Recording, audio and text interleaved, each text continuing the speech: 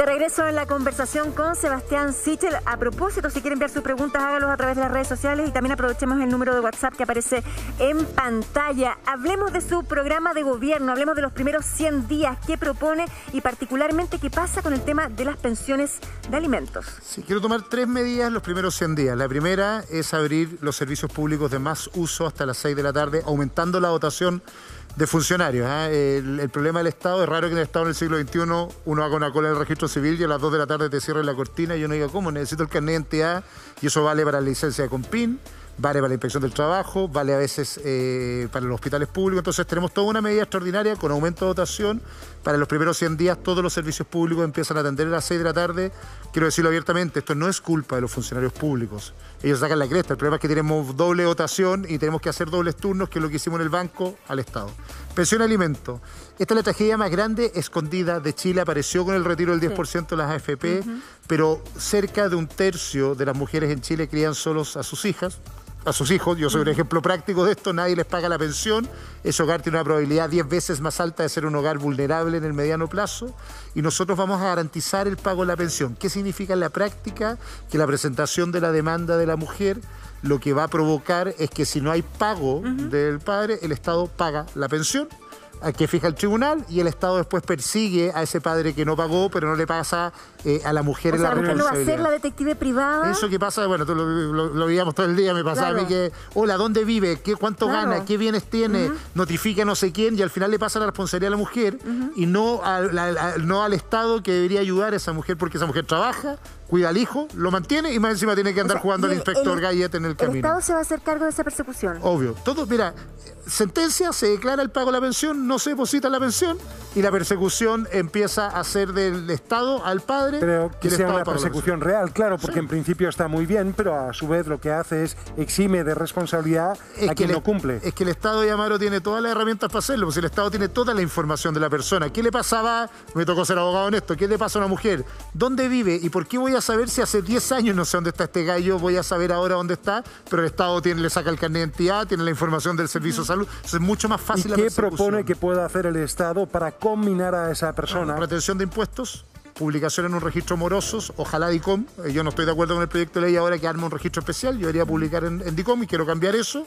Y obvio, retención de impuestos, retención de cualquier pago estatal, retención del permiso de la licencia de conducir al hombre cuando tiene renovación, todos los mecanismos que tiene uno de entregar. Aténgase a las consecuencias, pague o aténgase a las consecuencias. La tercera medida, que también es igualmente importante, es devolver el IVA. En Chile, la mitad del financiamiento del Estado, más o menos, es el pago del IVA, pero hay gente que no llega a fin de mes con sus gastos.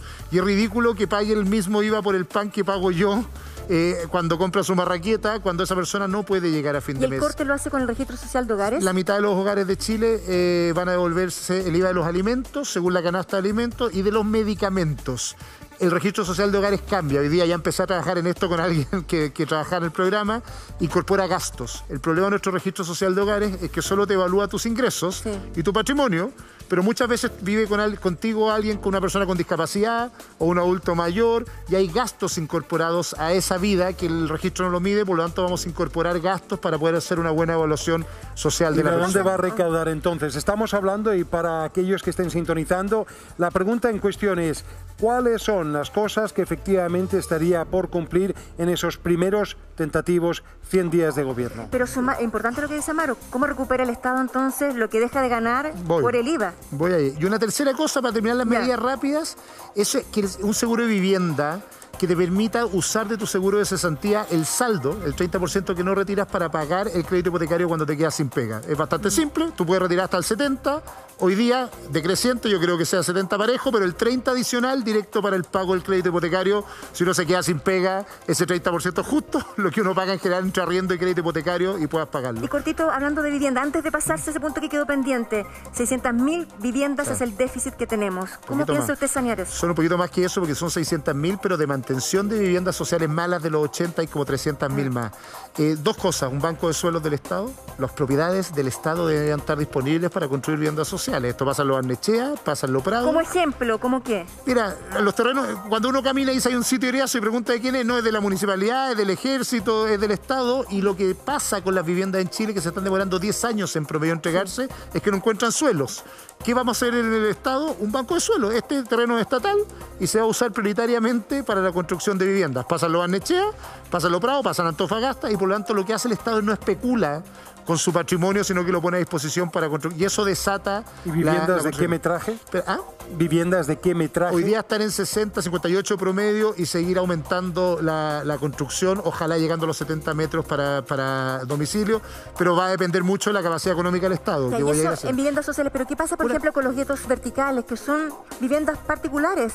Pero esa es para usted, ¿es una vivienda digna? Sí, una cosa más con vivienda que es importante, y además yo propongo abrirnos al retiro de parte de nuestros ahorros profesionales para el pie de la vivienda. El problema en Chile, lo vi como presidente del banco, no es tu capacidad de pago mensual, porque todos pagan arriendo o pagan algo por donde vivir, es tu capacidad de ahorrar para el pie, y el Chile, el pie ha ido aumentando sistemáticamente. Ven que ahora están pidiendo el 20, entonces te dicen, yo no puedo ahorrar para el pie, pero puedo pagar mi crédito, y por lo tanto hacerte un autopréstamo de tu fondo de pensiones, tú pagas el 20% o el 10% del pie, y tú después lo devuelves con un monto adicional de 0,1, bien marginal, en el mediano plazo de la retención de la pensión, cosa que tú tengas la capacidad de dar el pie, porque muchas de echar mano al fondo de pensiones para poder pagar el pie de la vivienda.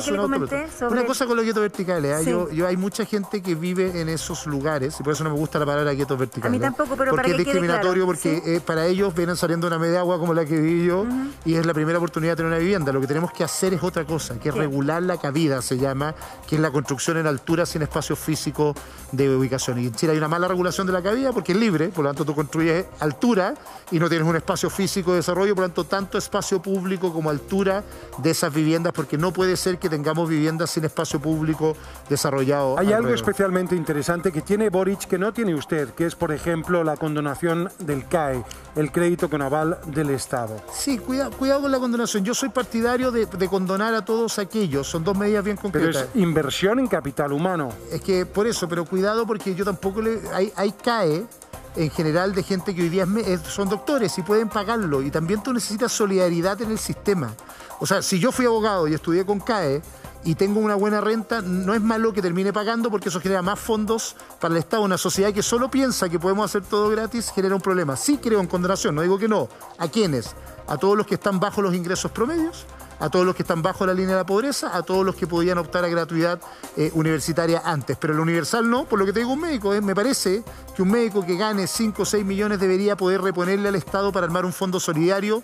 Si no, lo que nos pasa con una deuda como la que tenemos hoy día es que tarde o temprano el Estado va a quebrar, que es lo que le pasa a sociedades modernas. Si es bonito decir que todo va a ser gratis, pero después no tienes cómo pagar esta evolución hacia adelante, y yo no quiero matar las generaciones futuras de su posibilidad de acceder a créditos universitarios a baja tasa. Una cosa que me dijiste de cómo recaudar, yo creo que hay dos impuestos que hay que generar ahora.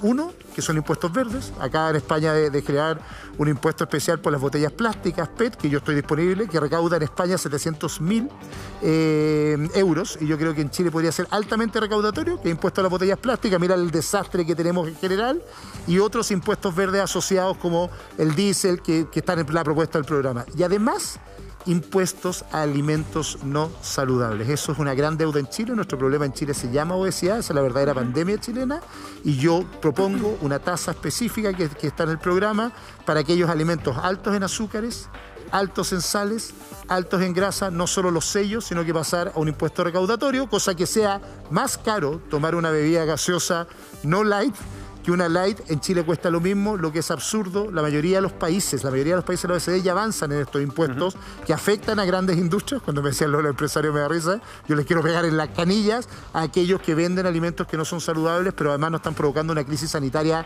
de marca mayor en el futuro, que se llama obesidad y diabetes, y que nos está generando pérdidas, además, como sociedad, en salud pública gigantesca, por lo tanto muy fuerte recaudatorio. Ahora, y además eliminación de exenciones. Chile, eso nos significa 2.5 más de recaudación del PIB, más o menos anual. Chile, país cumbre de lo que fue la frustrada COP. ¿Dónde está lo medioambiental? No, en mi caso son 3 cosas bien concretas. Economía circular como motor de desarrollo. Yo lo hice en la Corfo, creamos el Centro de Economía Circular, en el banco que generé la primera gerencia de sustentabilidad. ¿Cuál es el desafío nuestro? Para explicarlo bien a los que nos están escuchando. Nosotros hacemos economía lineal. Pescamos esto, lo arrugamos, lo botamos a la basura. Las economías modernas lo que hacen es economía circular. Pescan esto, reciclan el papel, lo reincorporan a otro proceso, lo transforman en diario, pero en Chile no hay incentivos para eso. Lo que estamos proponiendo nosotros son modelos tributarios en que la circularidad avanza a reincorporar productos y tú pagas menos impuestos en la medida que reincorporas. Y una segunda cosa es regular más fuerte 2 industrias que son altamente contaminantes en Chile. La industria textil, meterla en la ley de responsabilidad del productor. La industria textil lo que hace hoy día, vaya en alto auspicio, la cantidad de zapatos tirados en el desierto, la cantidad de ropa tirada en el desierto. Es la segunda industria más contaminante del planeta. Y por lo tanto incorporarla en la ley REP. La ley REP hoy día tiene neumáticos y baterías, incorporar muy fuerte a la industria textil como la obligación de hacerse cargo. Y la minería en el uso eficiente del agua, que ahí también estamos proponiendo. Y una tercera industria agroalimentaria en Chile, el reciclaje de los residuos orgánicos, que son los que más se necesitan para mejorar suelos, es menos del 5%.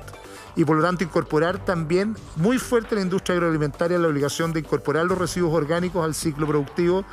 Súper simple para los chilenos. Nosotros botamos la cáscara de plátano como si nada, y esto a nivel industrial es más grande. Botamos las podas, botamos todo, y eso lo que está provocando es que perdemos recursos valiosos para recuperar la tierra, pero además llenamos vertederos y rellenos sanitarios de residuos orgánicos que deberíamos ocupar, también incorporarlo a la ley REP. Visualiza los diferentes programas, ha sacado limpio algo que le gustaría integrar al suyo, se lo pregunto, por una propuesta de Daniel Jadwe, remuneración estatal a las dueñas de casas. Establecer un monto a personas que se dedican toda la vida a ser cuidadoras, a ser dueñas de casa. ¿Qué opina usted de eso? Es una buena medida, lo voy a hacer en 2 dimensiones. Yo creo más en la pensión de alimentos porque ahí no tienes ingresos y por lo tanto incorporas ingresos adicionales, y una red nacional de cuidadores en que efectivamente puedes obtener la pensión básica solidaria si demuestras que no tienes posibilidad de obtener otro ingreso por el trabajo, por tener a tu cuidado a alguien responsable. Por lo tanto es lo mismo, pero no es la generalización en general, sino que es o no tienes ingresos de tu pareja o tienes al cuidado de alguien y recibes la pensión básica, pero es más o menos lo mismo en la lógica de la incorporación, pero yo quiero incentivar también a que la mujer pueda incorporarse al mundo del empleo, y eso también tiene que tener incentivos en la contratación, se subsidia la contratación del empleo femenino, si no va a haber una tentación en una sociedad machista de que quédate en la casa y recibe la pensión, y lo que yo quiero también es que las mujeres que quieran trabajar o puedan trabajar se incorporen al mundo del trabajo con igual renta, a igual trabajo. En mi programa está muy fuerte eso, de las sanciones, el modelo de fiscalización. En Chile tenemos una discriminación asquerosa, y dejo de usar estas palabras con las mujeres, porque a igual trabajo, más del 70% gana menor remuneración. Y un ejemplo del Estado, yo te dije inundar mujeres, directorios públicos en Chile, paritarios de las empresas públicas, toda la cadena del Estado, ministros, subsecretarios, directores de servicios, seremis, con paridad como piso, y por lo tanto hacer que el Estado sea un gran tirante de la... Sueldo mínimo, ¿cuál es el monto al que usted quiere Yo más que llegar? Sueldo mínimo lo que proponemos nosotros es lo que hice como ministro, el ingreso mínimo garantizado. ¿Se acuerdan que lo expliqué acá?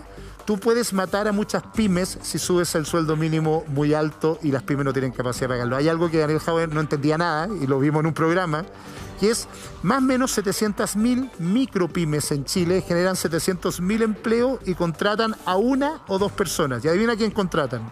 ¿A sí mismos? O a su señora o a un familiar. Por lo tanto, no es que no suban los sueldos porque son unos asquerosos explotadores, sino que no suben los sueldos porque no les da más el negocio, porque no tienen utilidades.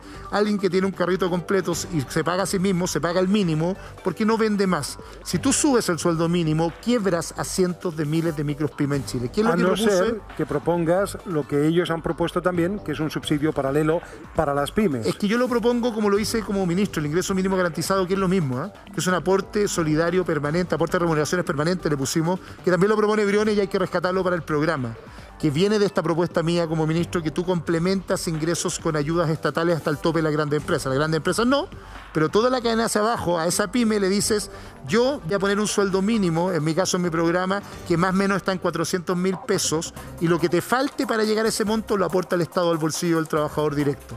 Y por lo tanto lo que vas haciendo es que permite que las pymes vayan saliendo, vayan creciendo y aumentando sus sueldos, pero mientras tanto el Estado le paga el adicional al trabajador, si no lo matas. ¿Y en las grandes empresas? Y a las grandes empresas el techo tiene que ver con el trabajador en general, y por lo tanto no pretendo hacer un aporte a las grandes empresas, salvo que tú tengas empleabilidad con gente que no tiene cuarto medio, que es un problema trágico en Chile. En Chile, 5 millones de personas no han terminado cuarto medio. No hay programa de formación de adultos, yo ahí lo tengo en el programa muy fuerte, pero eso hace que a veces en grandes empresas tenga gente muy mal remunerada por su nivel de escolaridad y ahí tienes que meterle complemento de ingresos porque si no quedan fuera de mercado. Pero no exigiría entonces a las grandes empresas ese sueldo mínimo. Exactamente. ¿Lo exigiría o no? ¿Cuál sueldo? El de 400.000 pesos. Sí, lo exijo a las grandes, pero ojo con la empleabilidad de las personas sin cuarto medio. Le agrego un subsidio de contratación a la mujer, al joven y a la gente con menos de cuarto medio para no sacarlos del mercado porque si no los va a dejar fuera todos sin trabajo porque nadie va a priorizar contratar por ese sueldo a esas personas y ya se hace el subsidio del empleo joven y a la mujer es eso. Le complementa ingresos para incentivar que se contrate gente con menos formación o capacitación a través de subsidios. Lo que pasa es que 400.000 pesos suena como un sueldo mínimo bastante mínimo. Ya más de la mitad de los chilenos están percibiendo eso y es interesante a propósito de la empleabilidad hoy y la queja en el sector de la construcción y otros, el reclamo que hay de que la gente no está yendo a trabajar. Y es interesante también recordar a Joe Biden, el presidente de los Estados Unidos, que simplemente le dijo a ese sector y otros en Estados Unidos: pay more. Sí, eso te voy a hacer. Paguen más. Yo cuando escucho eso me dice, mira, es que la gente no quiere trabajar porque vive subsidio. Le digo, ustedes no conocen Chile. El chileno busca plata todo lo que pueda porque necesita más plata. Si en 400 lucas nadie vive bien. Y por lo tanto, esa filosofía de grandes empresarios que dicen, no, la gente dejó de buscar pega porque le dio un subsidio al Estado, es no entender que esa señora además vende que busca como sea complementar sus ingresos porque no le alcanza. Y la gran respuesta entonces pague más, porque si no puede contratarlo por ese sueldo, hay un problema de mercado que usted tiene y no el trabajador. El trabajador siempre va a buscar más ingresos. Esa idea como que se está abanicando con el IFE es una vergüenza para cómo entendemos la sociedad en que vivimos. Pero él subió los sueldos además de los empleados fiscales. Se lo vamos a preguntar. Así es. Vamos a hablar del humano, de lo divino. Va a continuar usted con eso, Sebastián, pero además le queremos mostrar estas imágenes. Por favor, atención. ¿Quién es quién? A la vuelta de la pausa lo revisamos. Y seguimos conversando con Sebastián Sichel. Muchas gracias. Sí, Tatano machucado me decían, porque cuando era cabrón chico era súper bueno para agarrarme a combo, entonces, ¿cómo estás, guacha? Hola. Yo creo que nosotros hicimos la pega en términos estructurales súper buenos, o sea, nosotros logramos que la gente le llegara una transferencia directa. Bueno, pero la plata era un poco, pero eso ya no es problema mío, eso es problema de Briones. Siempre critican un poco que yo, que cuento un poco mi historia de vida, pero una historia de vida súper bonita de la que me siento súper orgulloso.